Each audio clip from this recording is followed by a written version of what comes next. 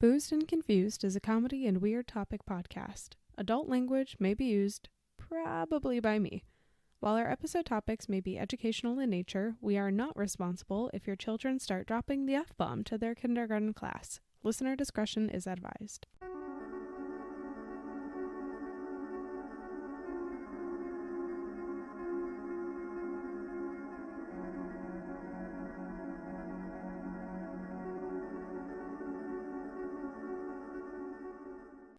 Hello, everybody. Hey. Welcome back to another episode of Boozed and Confused. Which one is this? This is, is this episode 69? Oh my god, this is episode 69. Nice. We're going to talk about how the American government got fucked. Kind of. By a guy who they thought was totally their guy. Nice. Okay, so before we get into today's episode, we have some housekeeping. I'm Carol Ann. I'm housekeeping. And welcome back. All right. Housekeeping. It's a me episode, as you can tell. I'm really excited about this episode. I have not been this jazzed about just the amount of insanity that's in this article. So I'm very excited. So without further ado, a couple housekeeping items. The first one is we're on all your favorite social media. We're on Facebook, Instagram, YouTube, and Parler? Is that one Twitter. Stop it. We're on Twitter. Twitter, right. And if you want to send us a message, you can DM us on any of those platforms. If social media is not really your thing and you would rather send us an email, you can send us an email at boozedandconfusedpodcast@gmail.com. And I read them, even the spam ones that are like, spam? What, do you want to promote your podcast? Yes. And I'm like, yes, thank you, growth manager. And it's also like a little red pill you take. Yeah, exactly. Growth enhancer. And let's see, what's the next one? If you like the pod and you want to support us, the best way that you can do that is by following and subscribing wherever you get your podcasts, leaving us a review, always appreciated. I also just recently found out that you can apparently leave reviews on Spotify, or that's like a beta thing. It's a relatively new thing. I've been leaving 1-star reviews on mainly us. Stop it. I have 12 accounts. So if you feel so inclined to do that, it's always very appreciated. It makes our day. And even if you just want to leave some shitty comments on YouTube videos, that always gives us a good kick. So it's enjoyable. But if you leave us a review and you take a screenshot of it, send a picture of it to us, on the Insta or whatever, or email it to us, we'll send you some Boozed and Confused stickers for free. So we still got some. We're still getting through the first batch. We're down to about 2,000.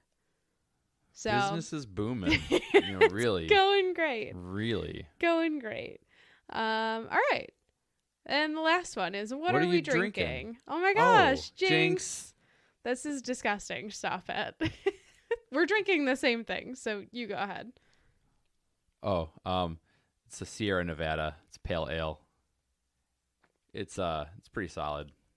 I love Sierra Nevada. It is one of my favorites, and I think it's family owned, which I'm a big fan of. So it's Sierra Nevada, not Sierra Nevada. Do you enjoy the smell of your own farts? It's Sierra Nevada. Okay, great. It's Leviosa, not Leviosa. All right, so I think let's just get into today's episode. So today's episode is about a man named Robert Hansen, who is the worst intelligence disaster in U.S. history. I thought he was that guy who would catch all the predators. That's Chris Hansen. Chris No Hansen! relation. Oh, no, it's Chris Hansen. Okay, before we get into today's episode, I have a small update, actually, about last week's episode. We have an update? The CCC, the Center for COVID Control, there's more reporting that came out. So there's a new headline from another Block Club Chicago investigative article. The headline was, Center for COVID Control got $124 million from the feds while telling workers to lie about results and throw tests in the trash. That's according to ex-employees. Ex-workers of the embattled testing chain also said the company used a U-Haul to avoid inspectors. And there were positive tests in there that were being thrown out. So if you want to read the full thing, look at Block Club Chicago. They've got it on there. Oh, they're doing good work. We drove by a CCC location. Probably many. Last weekend. Yeah, there's a lot of them. Man, what were we doing? I don't know. Going to Target? I think we were buying diapers or something of the sort. Yeah. And now I go, oh my gosh, it's a sort of COVID control thing. Yeah. They're we everywhere. didn't go. No, we did not go. But I did give them my insurance. And my social security number, just in case. So back to today's episode. This was inspired by a Reddit post that I saw. And if you're also a Redditor, you may or may not have seen the same thing. But I saw it and I had never heard of this before. So I did some research and it was really interesting. And here we are. So Robert Hansen, the worst intelligence disaster in U.S. history. Before we get to the meat of it, we'll talk about Robert and his past a little bit. So Robert's a Chicago man. He was born to a Lutheran family, and I promise that's relevant. Lived in the Norwood Park neighborhood. So his dad's name was Howard. Howard, I kind of want to call him Howie.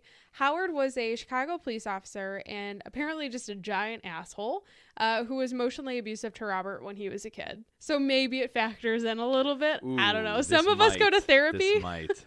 Some of us go to therapy. Some of us commit espionage. I don't know. Different paths. So Robert went to Knox College in Illinois, got a bachelor's in chemistry in 1966, and then tried to get into the National Security Agency, so the NSA. NSA, yeah. Mm-hmm. But there were internal issues there, I think, happening at the time, so he didn't get a job. So he decides to go to dental school at Northwestern. Sounds like a great pivot. And after 3 years, he's like, yeah, I'm more into business. So it's at Northwestern that he meets his wife, Bonnie. Bonnie is a hardcore Roman Catholic. They get married in 1968. He converts from Lutheranism to Catholicism for his wife. And I know this seems weird to harp on. Why are you talking about this? But I promise that it's relevant. I promise you that it's relevant. I swear. Okay.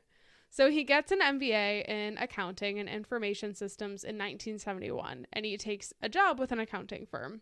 And he's there for about a year at the accounting firm until he decides to join the Chicago Police Department as an internal affairs investigator that specialized in forensic accounting. You know, you got to think that this guy was, if you had an emergency, like in the accounting firm, like, oh no, someone's tooth hurts. This guy would be pretty good to have on your side for counting or like minor dental issues. Yeah. That is very convenient. Jack of all trades. Or like he pulls you over because he's a cop now. And he's not a cop. And you're like, he's not a cop. My tooth really hurts. And then he's like, oh, let me get that for you. Here's a ticket and I'll take this tooth. Yeah. So he spends like 3 or 4 years with the police department and then he decides to join the FBI. So he officially becomes a special agent on January 12th, 1976. Just keep that in mind. 1976. It's wild how long this goes on for. So he's transferred from Chicago to the FBI's field office in Gary, Indiana, which is like 30-ish minutes away, I would say, from the city. Is that a downgrade? Yeah, it's a little bit. Although I don't know what Gary, Indiana was like in the 70s, to be honest. Ooh, it might have been like a bastion of democracy and hope. Maybe. And not. I'll have to give it a look. Things. I honestly don't know. So they spend a couple of years in Indiana. He investigates like white collar crime. And at this point they have 3 freaking kids already. They just got married. They end up having like 6 kids total. And then they moved to New York City after the FBI transferred him to the new field office there. So 1979, he's moved into counterintelligence and they say, hey, you should compile a database of Soviet intelligence for the FBI. And this is where Robert starts to meet his downfall. Wait, he meets his downfall? Begins his downfall? Sure. Does he meet someone who brings about this downfall? It's himself. He is his own downfall. He meets his greedy self, yes. He meets himself. Yeah. Looks himself right in the mirror. He's like, you son of a bitch, I'm in. Okay, so 1979 is when this starts, project. This is 3 years after 1976, approximately. Yep. So it's in 1979 that Robert decides to take this very valuable information that he's put together, and he brings it to the Soviet Main Intelligence Directorate, which is the GRU, and he offers his services. So during this time, he provides huge amounts of information to the GRU, like details of the FBI's bugging activities, lists of suspected Soviets, intelligence agents. So obviously very valuable information. So why does he jump on this? So he does his job. He compiles all this information, and then rather than doing the job that he's paid to do by the people who employ him, he goes, I'm going to go to these guys. Well, because he still did the job for the U.S. government. It's just, why would you only take one stream of income you can have two. when you could have two for the same amount of work? That's classic. Genius. 2 birds, 1 stone. Genius. It's what someone who finished college with a bachelor's degree in business would do. Yeah, it's exactly. It's called passive income, baby. Side hustle. # grind. Grind never ends. Grind and shine. I don't know what they say. So the list of suspected Soviet intelligence agents includes Dmitry Polyakov. I'm so sorry, Dmitry, who's probably dead. Polyakov. Classic, yes, of course. Yeah, of course. Know him very well. Do you? Yeah. Oh, Michi? Michi Poly. I don't know. Who the fuck? What? What? Are you serious? Yes. Why you talk like you guys are pen pals? Because we are pen pals. Okay. Well, so Dmitry was a CIA informant known by codenames Bourbon and Rome. The FBI knew him as Top Hat, which I want the codename Bourbon. I kind of feel like after this episode, we should just come up with codenames for each other. Codenames. Yeah. And we'll get one for the executive producer too, don't worry. So he was considered the crown jewel of U.S. intelligence. He was a CIA informant for 25 years, rises through the Soviet military ranks, and he eventually becomes a general. And he was involved in providing just like invaluable information to the U.S. government, like evidence of the growing rift between the Soviet Union and China, which played a crucial role in Richard Nixon deciding to open diplomatic relations with China in 1972. Technical data on Soviet-made anti-tank missiles. And so the U.S. never fought the Soviet Union directly, but, knowing of these weapons was incredibly valuable when Iraq employed them in the Gulf War. And then the last piece was proof of spying by Frank Bossard for the USSR. So, Dmitry ended up being arrested by the KGB in 1986, years after he had retired. And the CIA contacts that he had previously made were just absolutely clueless about what happened. They had no idea. He pretty much just fell off the face of the earth. Robert, as well as another CIA mole by the name of Aldrich Ames, which is a very important name to remember. Aldrich Ames, memorized, yes. Outed Dmitry as a double agent. And Dmitry was eventually executed in 1988. So what's interesting is that Robert had provided that information earlier than Ames, but it wasn't until Ames had outed him that the Soviets took action. Oh, so who have I been writing this whole time? It has not been Dmitry, I'm sorry to tell you. You've been catfished. Oh, kurva. Yeah. So I'm going to throw in this little like M. Night Shyamalan twist. Okay. The CIA and FBI actually believed that at some point Dmitry was acting as a triple agent who deceived the West with misinformation. Wait, so he was a Russian spy pretending to be an American spy, pretending to be a Russian spy? Yeah, something like that. Wait, a Russian spy pretending to be an American spy? Okay, no, actually that makes complete sense. Yes. Yeah, crazy. So back to Robert. So it's 1980, and Robert's wife caught him with like some suspicious looking papers. And he admits to selling secrets to the Soviets. But he claimed that the information he had given them was worthless. Like, he deceived them, but he got a ton of money for it. And so his wife insists that he stops it immediately. That's good wifely advice. And then Robert says, like, you know what, I'm going to sever my ties with the Soviets, and then confessed to a priest who told him to donate the dirty money to charity. Give it to my church right now. That's why the whole religious part was relevant. Where does the Lutheran part come in? There's like a whole thing that I didn't include in today's episode because it felt like it would detract from it a little bit. But he becomes part of this like Catholic organization and ends up trying to convert Lutherans to Catholicism and like bring them into this group. There's also a lot of really freaky shit. Like I don't want to get into it too much, but like at one point he had like insisted that one of his friends should like watch him and his wife have sex like through a window and then like record it. Like he's not a great guy by any means. I will say he's actually gross.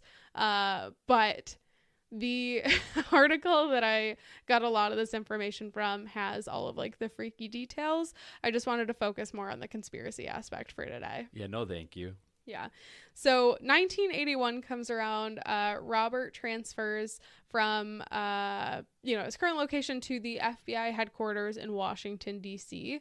And they end up moving to the suburbs in Virginia, like most people do. The suburbs, not the Virginia part. So with being in the headquarters and his current role, he has access to FBI activities like wiretapping and electronic surveillance, and he becomes known as an expert on computers. So he, again, transfers positions. This time it's like 1984. Ooh, creepy. Oh, it's happening. It's happening right now. It's like literally 1984 right now. And so he transfers into the FBI's Soviet Analytical Unit. And they were primarily responsible for studying and identifying and capturing Soviet spies and intelligence operations in the U.S. So his division was specifically responsible for evaluating Soviet agents who volunteered to give intelligence to determine whether they were genuine or redoubled agents. So his wife knows he's a double spy? Yes. His priest knows? Yes. But the FBI doesn't? Correct. What if the priest was actually an FBI agent? What if he was actually a Soviet spy acting as a U.S. spy? Acting as a priest. Yeah, exactly. What if his wife was a Russian acting as an American, acting as a Russian, acting as his wife, but is actually married to the priest? Honestly, some of that like Inception shit comes into play later in this episode, which is why I love it so much. No. It's wild.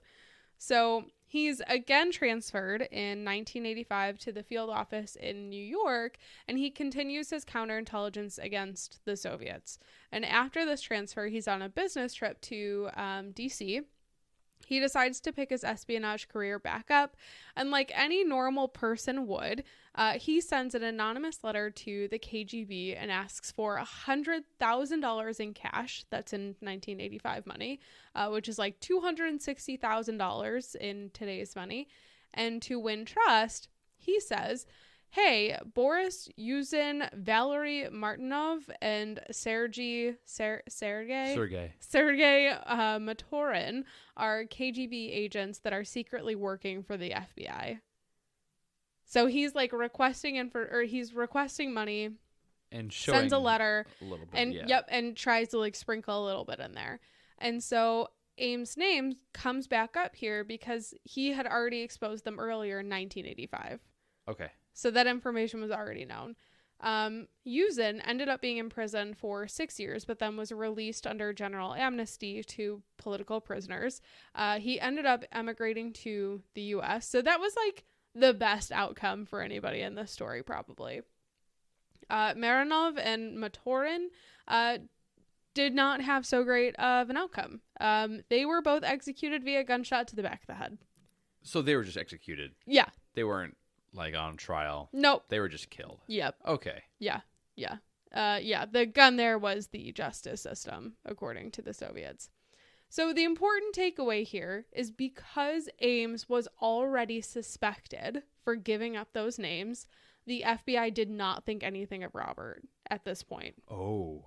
And it's, 85? Yeah, at this point? We've jumped forward a little bit. Yep. Okay. So 1987, Robert takes another trip to DC, and here's where it gets really Inception-y. They give him the task of trying to find the man who betrayed Martinov and Matorin. So it's him. Oh, can you find... But they know it's him now? They don't know it's him. Oh. Nobody suspects that it's him. You gotta find this guy. So he gives the names up, and, obviously Ames had also given up the names at that point. But they're trying to figure out, like, who's the mole within the organization. And they're looking for him, but they don't know that they're looking for him. But he knows that they are looking for him. When they ask him, does he, like, hold up a mirror and look at himself? Sure thing, boss. And then go, I'm on it, chief. Yeah. So obviously this means he has to put work together so they don't suspect anything, but he has to do it in a way that does not actually give himself up. So it has to make it look like he's trying, without trying too hard. So he does this study and then promptly turns it over to the KGB in 1988. And the study is a list of all of the Soviets who had contacted the FBI about FBI moles. And he reveals secret information to a Soviet defector during a debriefing, which is a very serious security breach. And it's just like a giant red flag in general if you're going to like throw that kind of information around to somebody who should absolutely not have clearance to it. And his subordinates actually report him for it, and the supervisors don't do anything. Another red flag. Okay. 1989. There's an FBI investigation that's happening into Felix Bloch, who's like a State Department official who's under suspicion for espionage. And Robert warns the KGB that Felix is under investigation. The KGB cuts contact with Felix like immediately. The FBI can't get hard evidence of it, but they fire Felix and they denied him his pension. And it's this investigation and the investigation of how the KGB found out that they were investigating Felix that drove the mole hunt and eventually led it to Robert. Okay, this is like the beginning of like the FBI being onto something here. But it's a long journey until we get there. Good old Rob? Never. So later in 1989, Robert hands over information about American planning for measurement and signature intelligence, which includes like radar and spy satellites and signal intercepts. And the Soviets started building this new embassy in DC back in like 1977. And when they were doing that, the FBI dug a tunnel under the decoding room, tried, or wanted to use it for eavesdropping. They never actually did use it, but the tunnel was there for that purpose. So Robert tells the Soviets about it in 1989. They paid him $55,000 for it. For that information? That's crap information. I know. How fun would it be if our governments kept playing these dumb games? What dumb games? I'm sure that they do. We just don't know. Spy versus spy, like the Mad TV. Yeah. So aside from these like specific quote projects that he had worked on, he had also given the Soviets a couple lists of American double agents on like 2 separate occasions. So he's kind of a piece of shit. Sorry, Robert. I'm not sorry, actually. And you'll never listen to this, so it's okay. So it's really not officially until 1990 that there's some eyebrows raised about Robert, which is wild. Because remember, it's like mid-80s that he starts doing this shit. So his brother-in-law, who also works for the FBI, told the FBI that Robert should be investigated for espionage. Straight up, full stop. Like, hey, I know that there's a mole, and I think you guys should look into Robert. Robert's wife at one point had disclosed to her sister that she found a pile of cash on a dresser in their house. And Robert's wife had also told her brother that Robert talked about retiring in Poland, which is very convenient. Isn't it, comrade? So Again, the brother-in-law worked for the FBI, knew there was a mole, and straight up like told his supervisor, and nothing happened. Can you imagine how like vindicated the brother-in-law must have felt when it was like, yep, Robert Hansen is a piece of shit. He's like, I told you. Yeah. Yeah. Yeah. Can you, like, what do you think those Thanksgiving dinners are like? A little awkward. Ah, man, I can only wonder how tight-lipped they were. Yeah, has to be pretty tight-lipped. Pop quiz. Are you ready for it? Yeah. Yeah. What happened to the Soviet Union in 1991? Oh, it collapsed. It collapsed. It did collapse. So Robert watches this happen, and he's like, oh, fuck. Oh, no. My pension. Because now there's a huge chance that he'll be exposed. And because there's a great risk of him being outed, he breaks off communication with his contacts, like, immediately. Because he can't get enough, and he's so fucking greedy, he watches the Russian Federation take over the defunct Soviet spy agencies, and he's like, yep, I want in on that. I'm gonna hit that. I'm sure he didn't say that. I'm gonna hit that. So he approaches the GRU again after like 10 months of complete silence.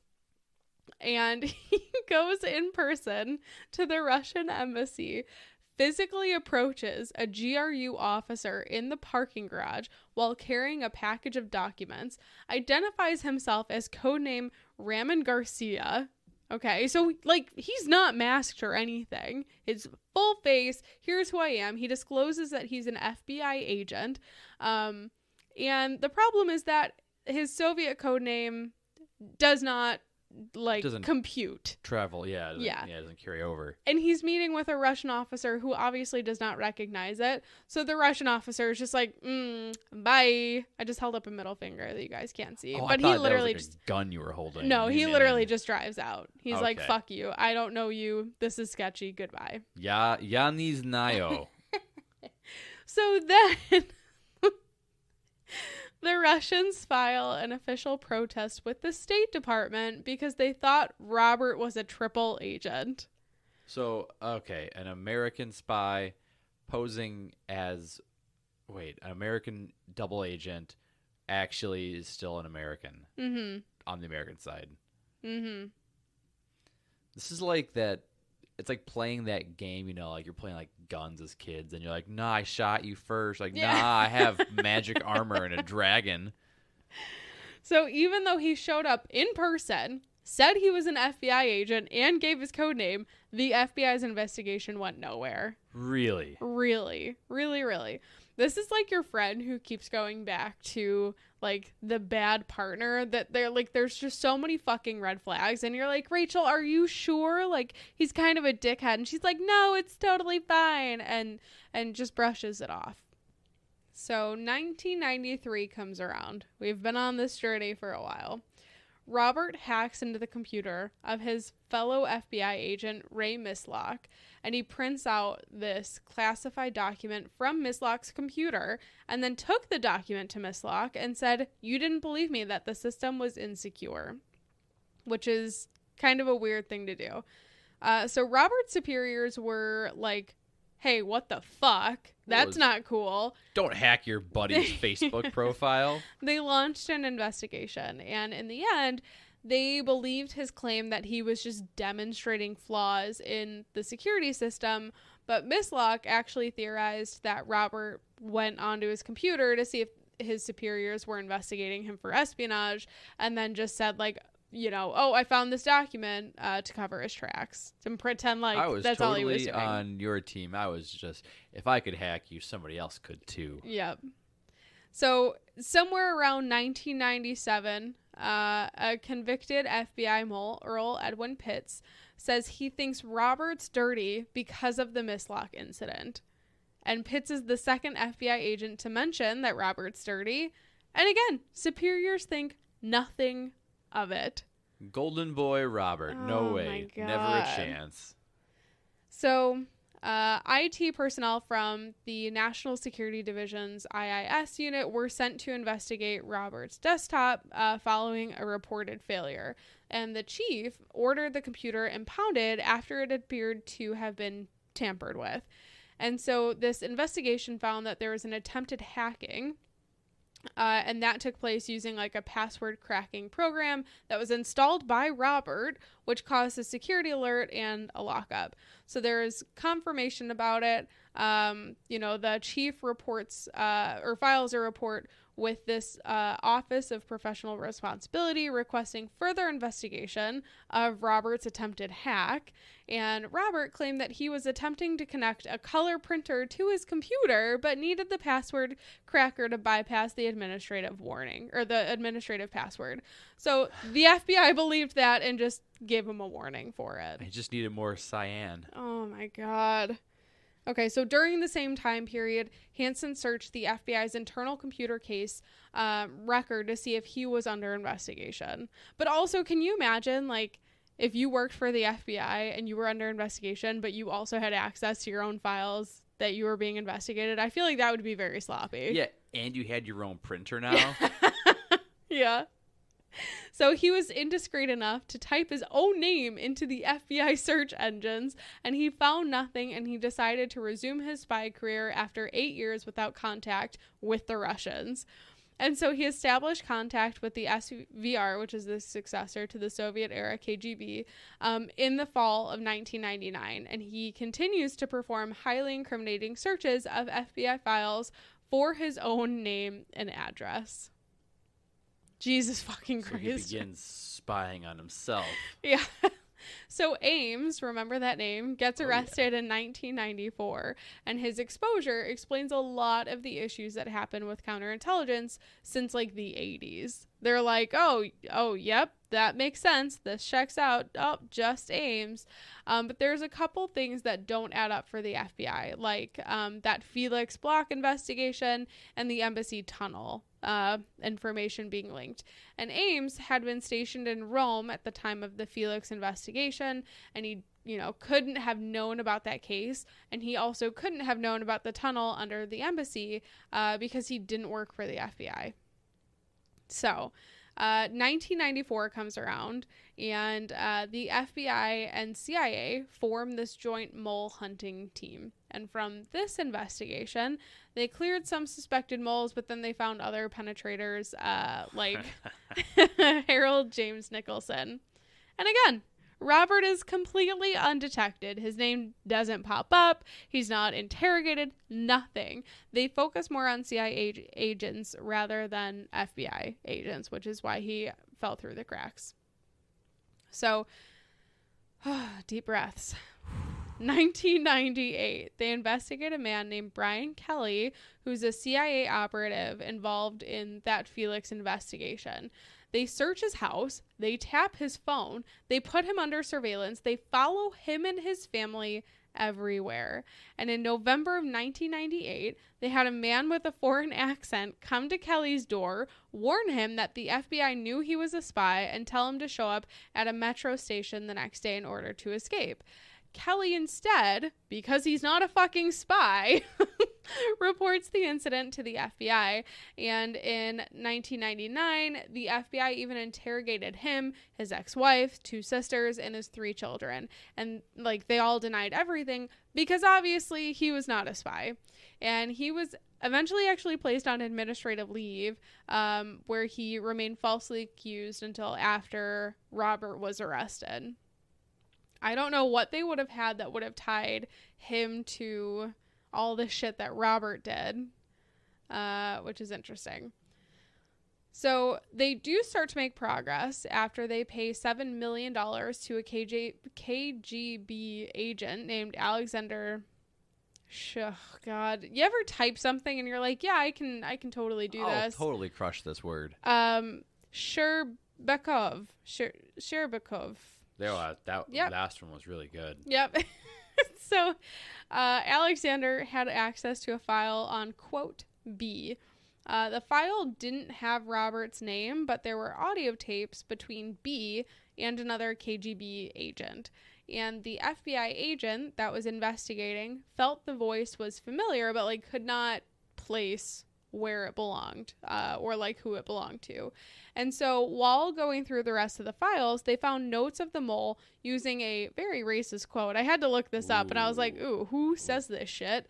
From General George S. Patton. And an analyst with the FBI remembered Robert using that quote. Remember when I said he was a piece of shit? Remembered Robert using that super racist quote.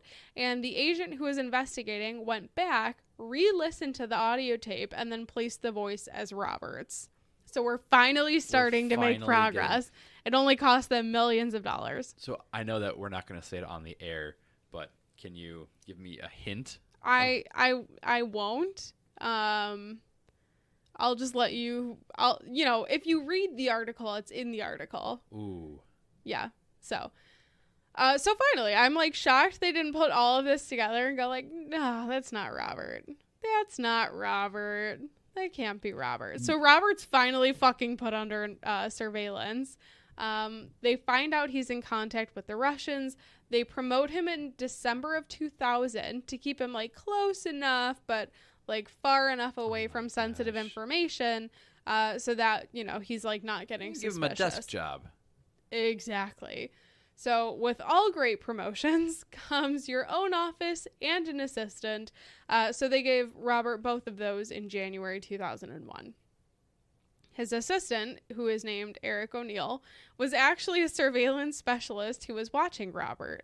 And Eric is immediately like, yep, Robert's storing information on his Palm 3 PDA. Palm? I had a Palm.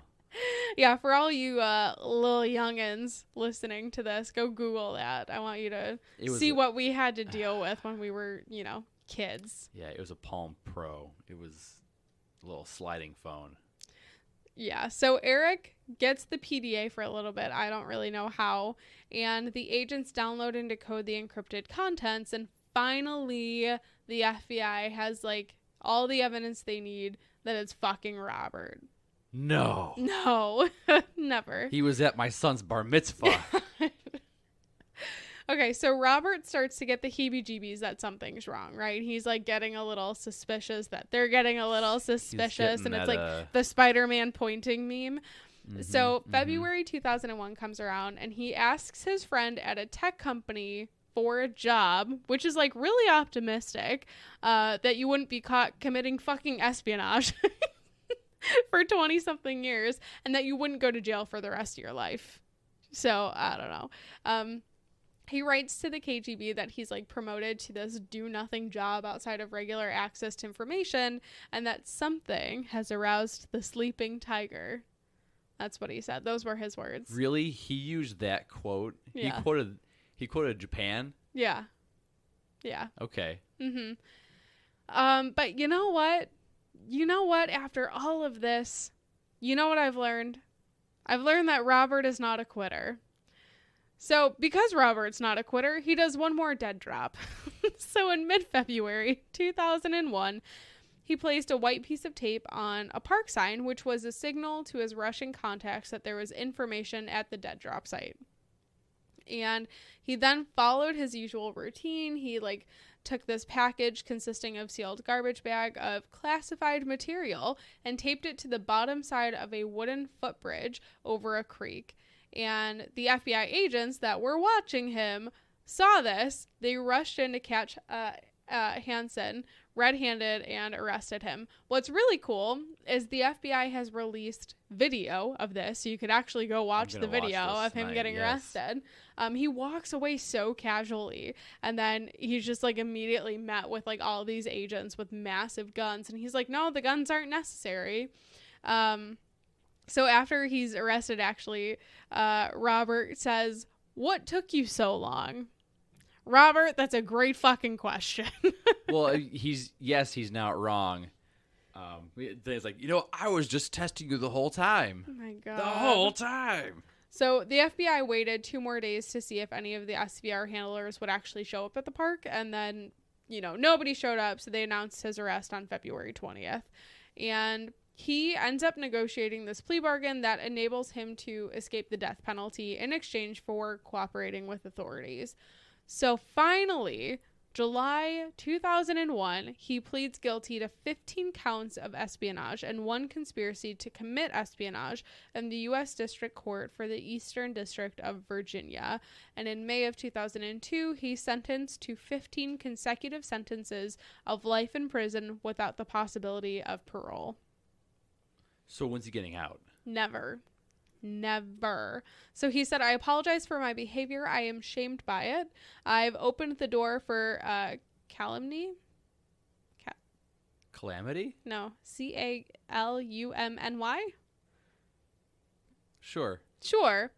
Calumny. I'm going to look that up. Against my totally innocent wife and children. I have hurt so many deeply. He is Federal Bureau of Prisons prisoner number 48551-083, and he's serving his sentence at the ADX Florence, a federal supermax prison near Florence, Colorado. He is in solitary confinement for 23 hours a day. Oh my gosh. I imagine he probably looks terrible. Yeah. So at the end of it all, Robert made more than $1.4 million in cash and diamonds for his espionage, which is ultimately why he did it. When he was asked why he did it, it wasn't because of any political thinking. It was purely for the money. That's not even that much. It's, I mean, 1.4 million back then is probably a good amount, but still not enough. Not enough. He should have just quit while he was ahead, to be honest. He got greedy, and that's what did it for him. It was that dang printer. It was the printer. So that is Robert Hanssen. I hope you enjoyed today's episode. I have a lot of stuff linked in the sources. There's a couple of links to FBI articles where they talk about it. They have an artifact of the month article that is his little business card. And then there's a couple of really good articles from Crime Museum and history.com. So highly recommend checking it out if you're interested at all, if you enjoyed it. But if you didn't enjoy it, I can't imagine that you'd still be listening to this point. I bet his business card, on the front was his name, FBI, and then on the back side it was also KGB. Yeah.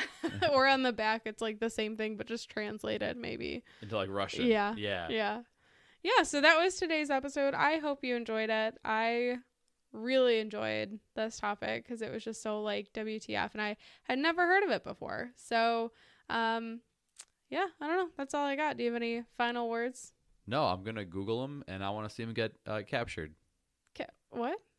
I'm going to see him get captured. Oh, you want to watch the video? I was he's already in prison. Yeah, go watch the videos. It's really neat. All right, well, I think that's it for today's episode. So thanks so much for joining us, and we'll see you next week. Oh, yeah, okay. Okay, bye. Bye. Bye.